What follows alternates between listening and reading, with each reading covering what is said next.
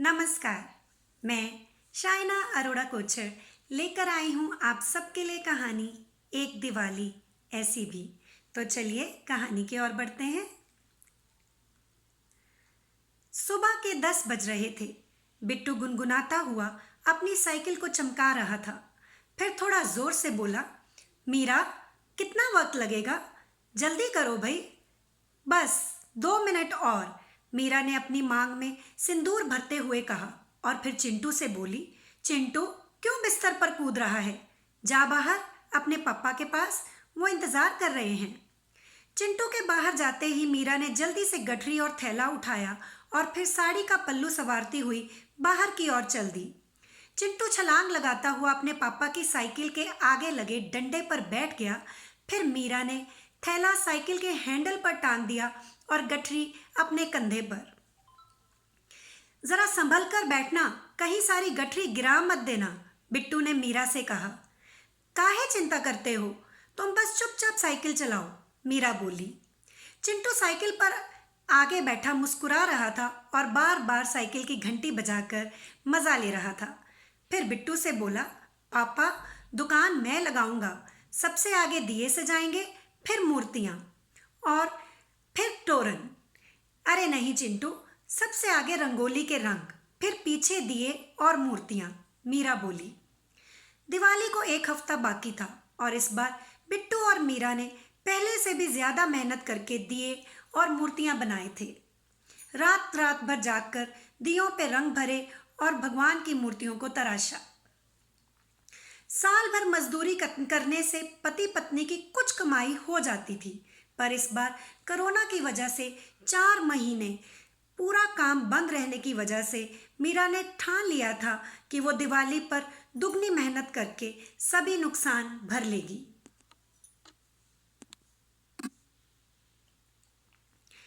अरे अम्मा, क्या बात है, बड़े खूबसूरत दिए बनाकर लाई हो, बिट्टू ने अपने साथ खड़ी अम्मा से कहा, जो पिछले 2 साल से उनके साथ दिवाली की दुकान लगाती थी।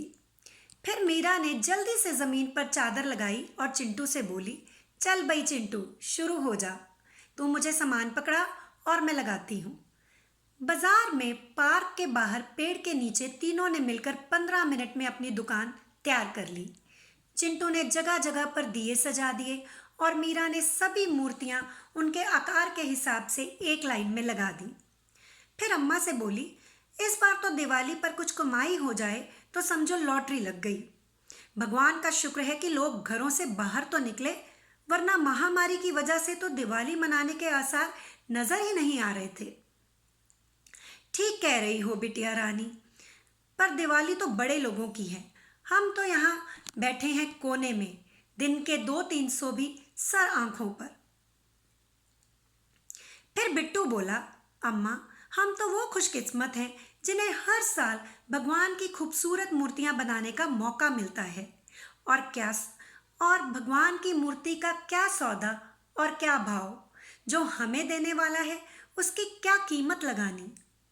दोपहर के 2 बजे तक सिर्फ अम्मा की दुकान की ही कुछ बिक्री हुई थी, क्योंकि लोग शायद उसकी उम्र की वजह से उस तरफ ज़्यादा ध्यान दे रहे थे और बिट्टू की दुकान की तरफ कम। ये सब देखकर अम्मा का दिल दुखा और उसने जानबूझकर गणेश जी की मूर्ति का भाव ज़्यादा बताकर एक ग्राहक को बिट्टू और मीरा से सामान लेने के लिए मजबूर भी कर दिया। तभी मीरा ने देखा, न जाने कब चिंटू सड़क पार करके सामने खिलौनों की दुकान के बाहर खड़ा शीशे में लगे भालू को देखकर बातें कर रहा था। मीरा ने उसे आवाज लगाई, अरे चिंटू, इधर आ, वहां क्या कर रहा है? चिंटू भागता हुआ माँ के पास आया तो मीरा ने जोर से उसका कान खींचा और बोली, दिखता नहीं सड़क पर कितनी भीड़ है, और तू सड़क पार करके दूसरी तरफ चला गया। चल पापा के पास, मूर्तियां गठरी में बांध, घर जाने का वक्त हो गया है। मीरा के गुस्सा करने की असली वजह उसकी उदासी थी, क्योंकि आज कुछ खास बिक्री ना होने की वजह से उसकी सभी उम्मीदों पर पानी फिर गया था।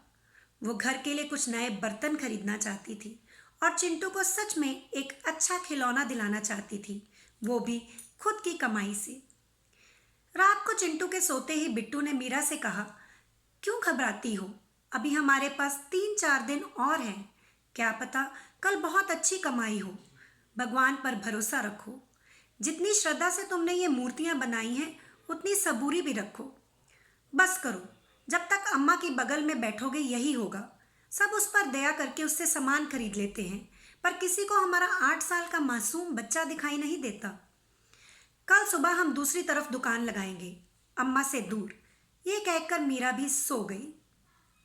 अगले दिन मीरा चाहते हुए भी अपनी दुकान दूसरी तरफ ना लगा पाई, क्योंकि चिंटू की जिद थी कि वो वहीं पर दुकान लगाए, क्योंकि सामने उस दुकान में लगा वो बहुत ही बड़ा और खूबसूरत भालू उसका दोस्त बन गया था और वो उसे हर वक्त देखना चाहता था।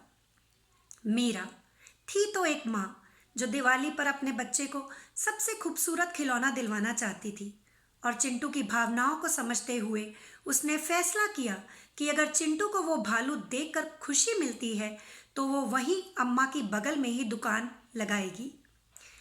माँ, क्या मैं भालू को मिलाऊं? बस 2 मिनट, चिंटू ने कहा। जा और सुन, दुकान के अंदर मत जाना, साहब गुस्सा करेंगे। बस बाहर शीशे से देख ले। ठीक है माँ, वैसे भी वो तो मेरा दोस्त है, मैं उसे घर थोड़े लेकर जा सकता हूँ। वो तो इतना बड़ा है, अगर मेरे घर चला गया तो मेरा पूरा बिस्तर ले लेगा, फिर मैं कैसे सो पाऊंगा? बेचारा चिंटू कहीं ना कहीं जानता था कि वो खिलौना दिलवाना उसके माँ बाप के बस की बात नहीं। शायद इसीलिए अपनी माँ को ऐसी बात बोलकर लाचारी की घुटन से बाहर निकालना चाहता था। दिवाली को एक दिन बाकी था। आज बहुत से बच्चों ने अपनी पसंद के कपड़े और खिलौने खरीदे थे। बड़े बड़े होटल में खाना भी खाया था, पर चिंटू अपनी माँ के साथ मिलकर ग्राहकों को दिए और मूर्तियाँ बेच रहा था और हर बार माँ से पूछता, माँ कितने हुए? तेरे बर्तन आ जाएंगे ना?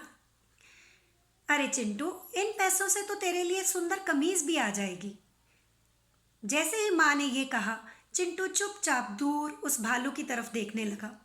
तभी पास बैठे बिट्टू ने कहा, चिंटू, वो खिलौना इस बार तेरी किस्मत में नहीं, पर हाँ, मैं वादा करता हूँ कि अगली दिवाली पर तुझे ज़रूर दिलवाऊंगा। फिर बिट्टू ने दुकान बढ़ाई और अम्मा को दिवाली की मुबारक देते हुए दोनों मीरा और बिट्टू चिंटू के संग घर की ओर चल दिए। आज पहली बार चिंटू ने अपने पापा के साइकिल की घंटी नहीं बजाई और मीरा और बिट्टू समझ गए कि चिंटू बहुत उदास था और शायद साइकिल के आगे बैठा रो रहा था। दिवाली की सुबह चिंटू की बस्ती में हर साल की तरह एक बड़ी गाड़ी आई तो सभी बच्चे भागते हुए एक लाइन में लग गए। गाड़ी से साहब के निकलते ही बच्चों के चेहरे खुशी से चमक उठे। सभी बच्चों को कुछ पटाखे, कपड़े और मिठाइयाँ बांटी गई। बच्चे खुशी से नाचने लगे, मिठाई चखने लगे और पटाखों की गिनती करने लगे।